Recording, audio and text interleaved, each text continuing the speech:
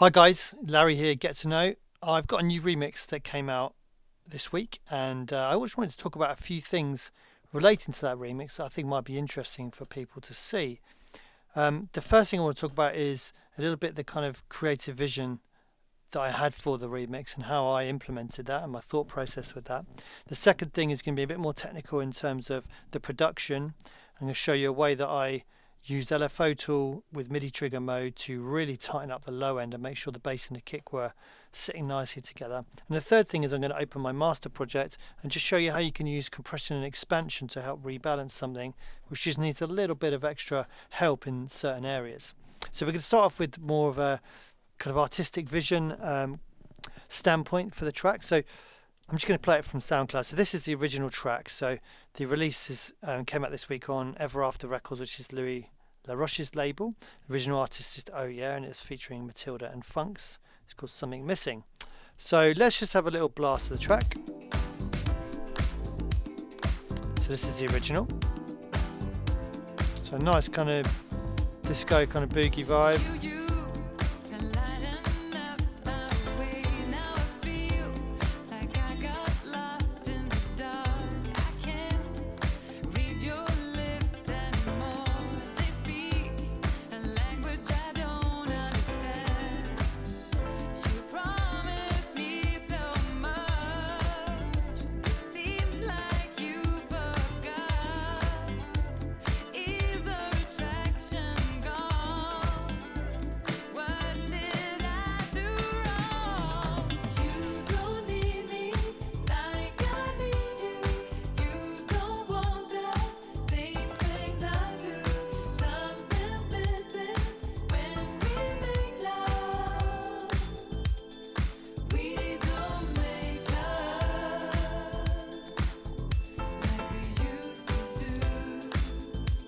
Okay, so it's got a kind of melancholy vibe going through it, and obviously the vocalist is talking about a relationship which is kind of on the rocks a little bit and not making love as they used to do and things like that.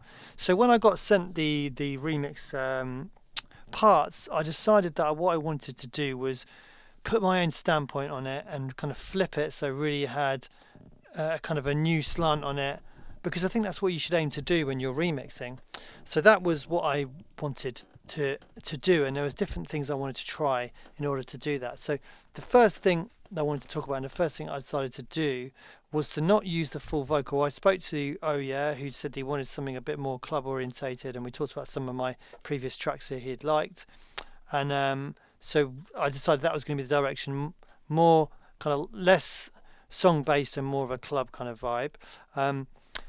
And the next thing I wanted to try doing was actually not using the full vocal but just taking a snippet. So what I did is I took the We Don't Make Love vocal, and I'll play it. This is the remix I came up with, and I chopped it out to only include a snippet of it.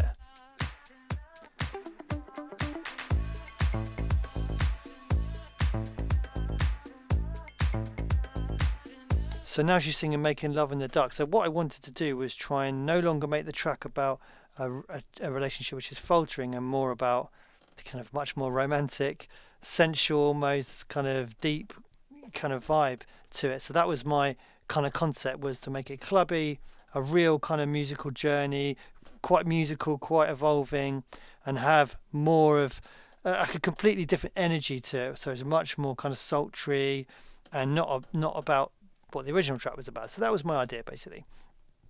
So how did I achieve that? Well, from a kind of musical, like a technical point of view in terms of the music, the whole intro is kind of pedaling around. From memory it was A, but it's kind of the root note of the minor scale that it's in. So from memory, as I said, I think it was A minor stroke C major. So the intro is kind of pedaling around A, or whatever the minor 6 is. But then there's a point at which it drops down to, if it was in a major key, to the 4th chord. So let's say we're working in C major, A minor, so it's kind of pedaling around A minor, and it goes down to F, and that gives that sense of momentum and kind of excitement to the music. Let me show you what I mean. So we're going around in, as I said, in that kind of minor 6 territory. Bass line's pedaling on one note essentially. The vocals coming in, we've got the disco-y kind of effects, little bits of guitar. But then if you listen now, we're going to flip down to the 4 chord and it gives a real nice momentum, I think.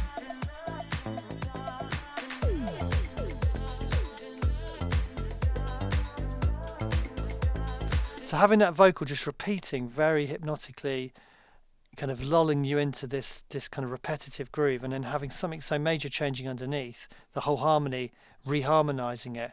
I personally love that in music when that happens, especially in electronic music where things are much more simple, it's much more of a simple idea, and having something very subtle just changing underneath is so powerful. So that's what I wanted to go for, so I was happy with that. So I let it play through.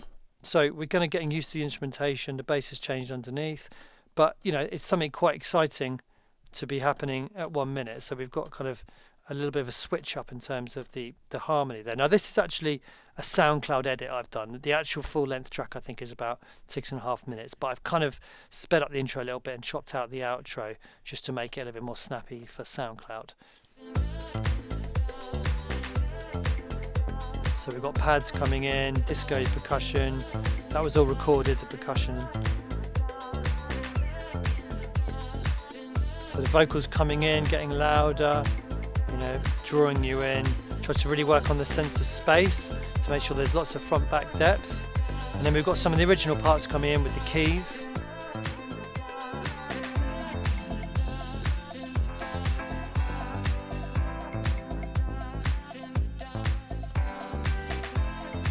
Okay, but we're not kind of departing too far from the original idea. So still building up momentum, still trying to keep it very kind of late night, sultry kind of vibe. Once again, going back to those parts.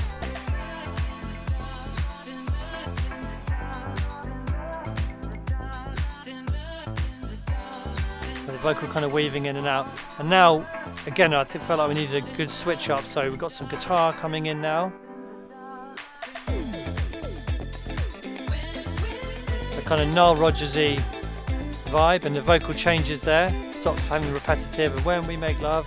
So again, it's kind of just trying to make that kind of trying to make it very kind of positive and euphoric.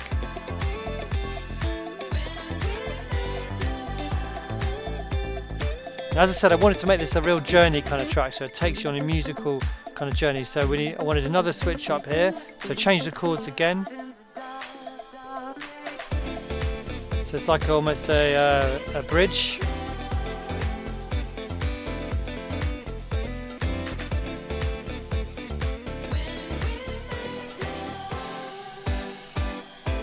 Another switch up with the strings.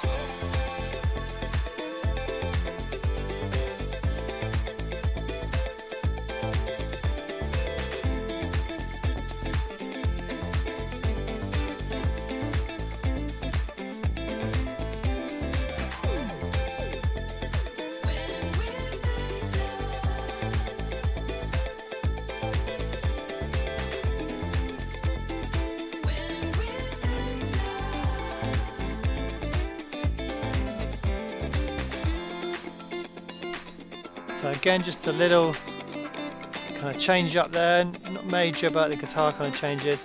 And then I felt like just putting a little bit of a switch up to the vocal just on this last section.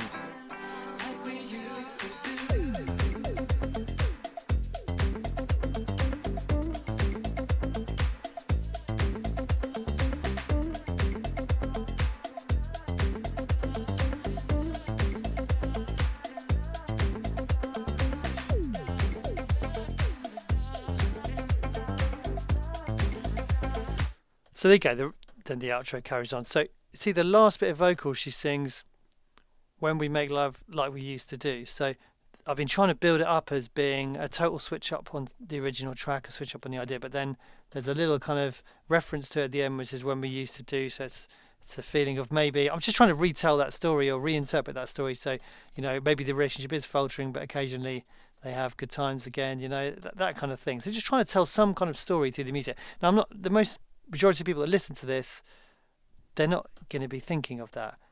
but maybe it creates some kind of emotion in them which does make them feel something. So for me, that's what I was trying to get across, and think, how can I get that across in music? What would be kind of a metaphor I could create in the music which would give me that feeling? Now, someone else might listen to it and it might give them some kind of other thing. Some people might listen to it and it gives them no feeling at all. Some people might hate it. Doesn't matter.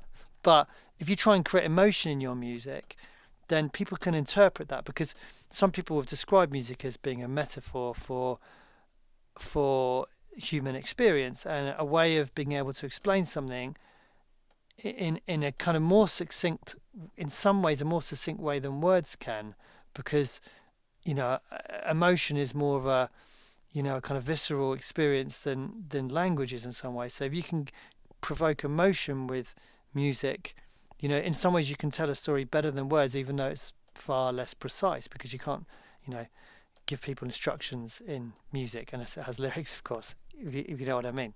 So yeah, that's just something I wanted to talk about from an artistic perspective. Now, diving into a little bit more technical, we're going to look at a few things, and we're going to start with just having a look at the project. So this is my production project. It's a complete mess. Nothing's named, or most things aren't named. There's things muted that aren't playing.